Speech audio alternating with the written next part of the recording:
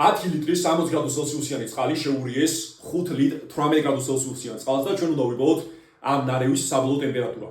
მოკლედ, ერთი არის 10 ლიტრი, ანუ 10 დეციმეტრ კუბია 60 გრადუს ცელსიუსიანი წყლის მოცულობა. ერთი არის 60 გრადუს ცელსიუსი, ვეური არის 5 ლიტრი და ტეორი არის 18 გრადუს ცელსიუსი. რადგან ეს სითხეები შეურიეს, საბოლოოდ რა სიტყვის რაოდენობაც გასცა ცხელმა წყალმა, იგივე სიტყვის რაოდენობა უნდა მიიღოს ცივმა სითხემ. რაც ეს არის სითბური მალსის თავური განტოლება, ხო? რომ ჯამში ერთმა რაც გასცა, მეორემ უნდა მიიღოს მოდულში. დადებით სიტყვების რაოდენობაზეა საუბარი.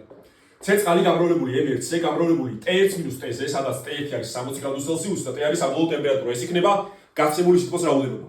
ხოლო მიღებული სიტყვის რაოდენობა იქნება ცეცხალი გამრავლებული M2-ზე და გამრავლებული T-T2-ზე.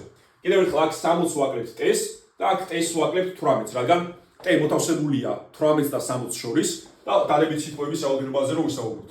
დადებით რომ გამოვიდეს გაცემული და დადებით რომ გამოვიდეს მიღებული სიტყვის რაოდენობა. აი ეს მოდულებზე რომ ვისაუბროთ, ერთმა რამდენი ჯოულის გასცა, მეორე იმდენივე მიიღო. რადგან ორივე სითხე წყალია, ცეცხალი და ცეცხალი შეიკვეცება და M1 შეგვიძლია ჩავწეროთ როგორც როჯერ V1, გამრავლებული T1-T-ზე უნდა იყოს როჯერ V2 გამრავლებული T-T2-ზე. რადგან წყალია, როები შეიკვეცება და დაგვრჩება რომ V1, ანუ ესე იგი 10 გამრავლებული 60-T-ზე უნდა იყოს იგივე რაც 5 გამრავლებული T-18-ზე. 5 და 10 შეიკვეცება, აქ დაგვრჩება 2 და 2ჯერ 60-T უნდა იყოს T-18. 100-ს გამოკლებული 2T უნდა იყოს T-18. ეს -18 გადმოვიდანოთ მარცხენა მხარეს და -2T გადავიდანოთ მარჯვენა მხარეს, გადავა პლუსით.